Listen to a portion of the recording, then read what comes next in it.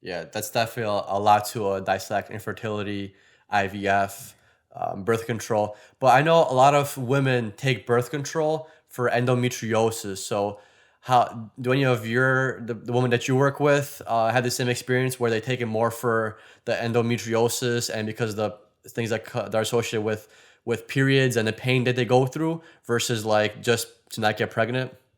Yeah, yeah, absolutely. Yeah, in fact, the most women who are on birth control, and I can't remember the number, it's something like 20 million women a year are prescribed. It's a really large number. But they're not generally being provided birth control necessarily to prevent pregnancy, although that's like the side effect, so to speak.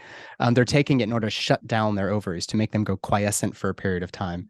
And the problem with that, of course, is that your endocrine system is very delicately balanced here, and while it does squelch that pain, in your pelvis from endometriosis, when you come off of it, the endometriosis comes right back. So what I generally will have women do is I may even start them on a pill, but usually they come to me, they're on the pill, and they're like, I want to come off of this, but I'm worried about endometriosis. So there are some people sort of on the, I guess I'll use the word fringe. It's kind of pushing the vanguard forward as to what we understand about endometriosis.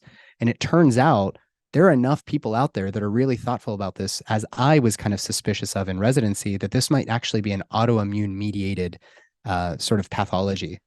So what actually I start with is let's get a stool analysis. Let's take a look at your stool, and then let's start to make some small changes in order to balance out your gut microbiome, decrease the inflammation in the lining of your intestines. That will heal your gut associated lymphatic tissue, which comprises about 70 to 80% of your entire immune system.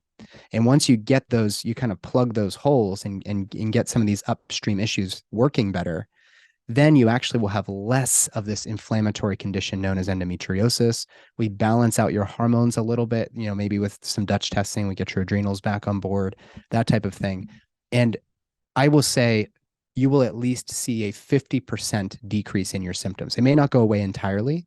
In some regards, it might be like ulcerative colitis where like the damage is done there, but it doesn't mean you're going to be sick like this forever. And it just requires us to dial in a few other things.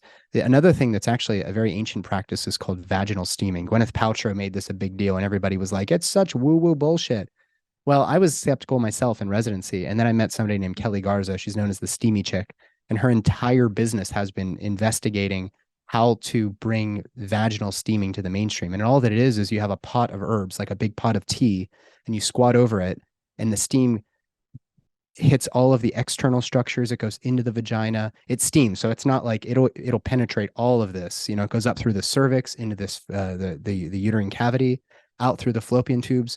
It just washes out, in the peritoneal cavity. It feels really good, but it also invigorates the tissue, bringing more blood flow there. And if you add specific herbs to the mix through the lens of Chinese medicine, it actually helps to rebalance wherever that stagnation, the excess heat, the excess cold is. And so that combined with everything I already talked about, I've had maybe one person who's like determined to get back on birth control. They're like, this is way better than it used to be. And it may just be that with time, that sort of chronic inflammation just slowly fizzles out. But that's my approach. That's my approach to endometriosis.